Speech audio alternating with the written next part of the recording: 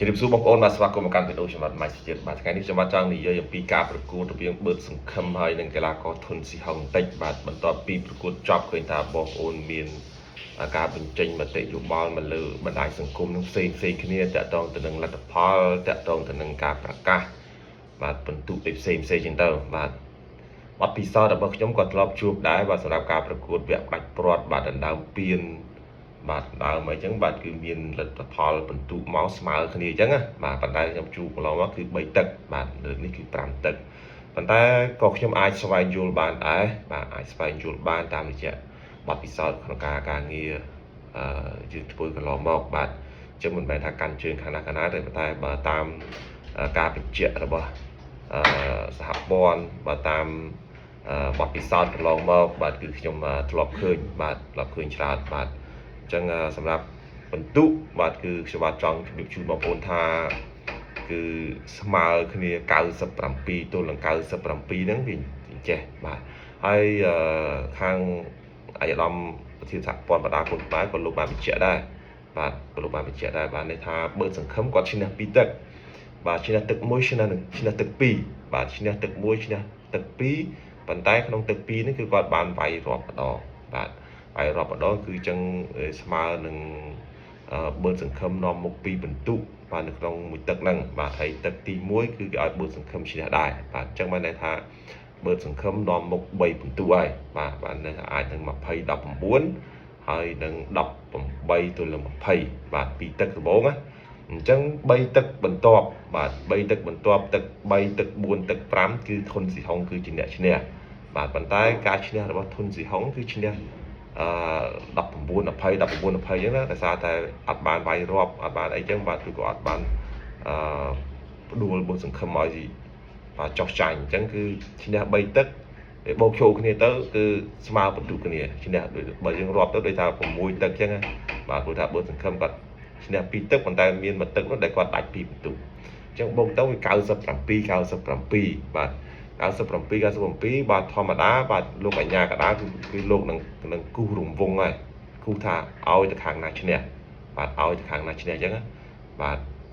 90ដាក់បន្ទុកស្មើមែនប៉ុន្តែគឺគាត់មិនមែនថាឲ្យស្មើតែម្ដងនេះគឺគាត់នឹងគូសបាទគាត់គូសថា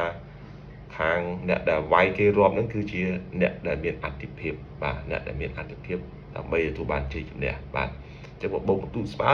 តែគឺគេឲ្យទៅលើអ្នកដែលបានវាយគេរាប់បាទអ្នកដែលបានវាយគេរាប់បាទដោយបងប្អូន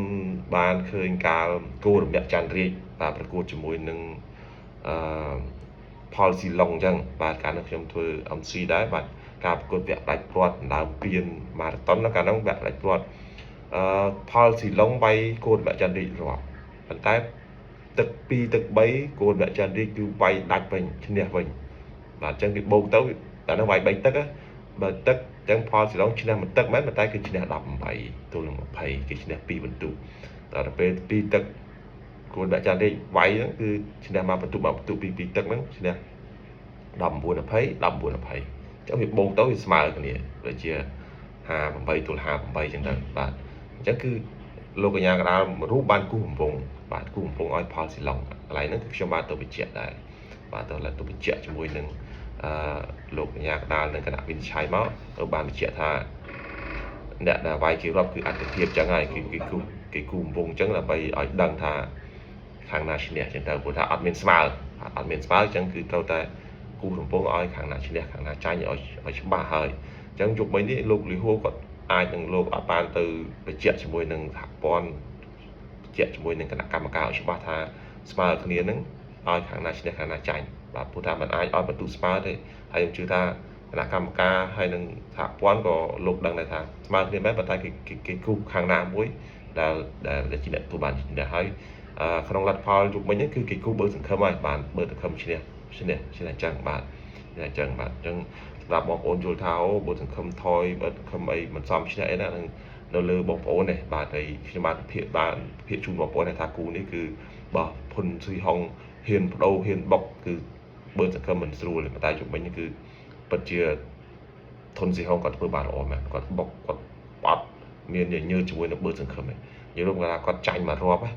ចាញ់មករອບហើយនឹងទឹកមួយដែលបើសង្ឃឹមមានកម្លាំងបាទចាប់ពីទឹក3ទៅបើសង្ឃឹមអត់កម្លាំងប៉ុន្តែក៏បើសង្ឃឹមគាត់ទប់ហ្នឹងទៅគឺគាត់ថាទប់កុំឲ្យតែរាប់ហើយកុំឲ្យស្លាប់ព្រោះថាគាត់ឈ្នះពីទឹកហ្នឹងគឺគាត់អាចនឹងដឹងថាគាត់នឹងអាចនាំមុខហើយបាទអញ្ចឹងគឺនីយុទ្ធសាស្ត្ររបស់គ្រូនិងកីឡាករផ្សេងៗទេបងប្អូនយុវជនក៏តាមនឹងដែរអញ្ចឹងសហព័ន្ធក៏លោកបានបញ្ជាក់ថាបើសង្ឃឹមឈ្នះពីទឹកតែមានទឹកមួយនោះរាប់អញ្ចឹងគឺបុកបន្ទុកស្មើគ្នាប៉ុន្តែអ្នករាប់គឺជាអ្នកទទួលបានអ្នកវាយគេរាប់គឺជាអ្នកមានអធិភាពក្នុងការទទួលបានជ័យជំនះបាទសម្រាប់បន្ទុកស្មើគ្នានេះអូខេបាទបងប្អូនបាទប៉ុណ្ណឹងបងប្អូនសង្ឃឹមថាបងប្អូនយល់ច្បាស់បាទអរគុណច្រើន